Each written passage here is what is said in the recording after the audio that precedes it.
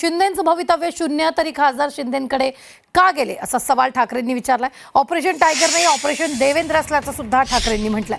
फडणवीस पंतप्रधान पदाच्या शर्यतीत उतरतील म्हणून आताच त्यांचे पंख कापा असं सांगितलं असेल असंही उद्धव ठाकरेंनी म्हटलंय। हिंगोलीच्या सभेतून उद्धव ठाकरेंनी हे मोठं विधान केलेलं आहे।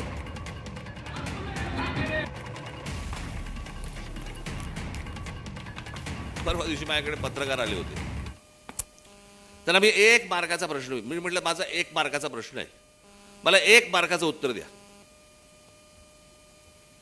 मला म्हणले काय? म्हटलं केंद्रात सत्ता कोणाची? ते बोलले भारतीय जनता पक्षाची। म्हटलं राज्यात सत्ता कोणाची? ते बोलले भारतीय जनता पक्षाची।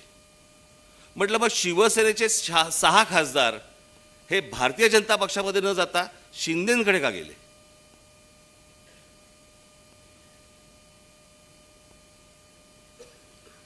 म्हणजे वरती केंद्रामध्ये काय नेमकं राजकारण सुरू आहे आणि 2029 ची ही अमित शाह स्वतःची तयारी करतायत आणि त्याच्यामुळे भाजपमध्ये तर असतील, जर विरोध करणारे असतील तर बाकीचे जे सगळे गट आहेत ते बरोबर असलेले बरे, याच्यासाठीची नाही तर 6 भाजपमध्ये जाऊ शकले असते। जिथे काही भविष्य नाहीये, भवितव्य नाहीये, म्हणजे मिंदेचं भवितव्य शून्य आहे। काम संपलं की मिंदेला सुद्धा कचऱ्याच्या टोपलीत टाकणार आहेत, हे लिहून ठेवा तुम्ही।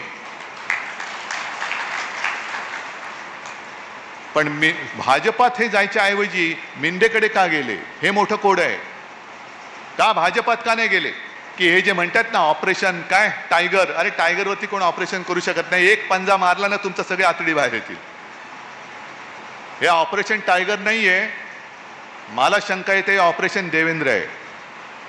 कारण आज ना उद्या कारण देवेंद्र, त्यांना असं वाटतंय की देवेंद्र फडणवीस कदाचित उद्या पंतप्रधान पदाच्या शर्यतीत उतरतील, म्हणून आत्ताच त्यांचे पंख काप।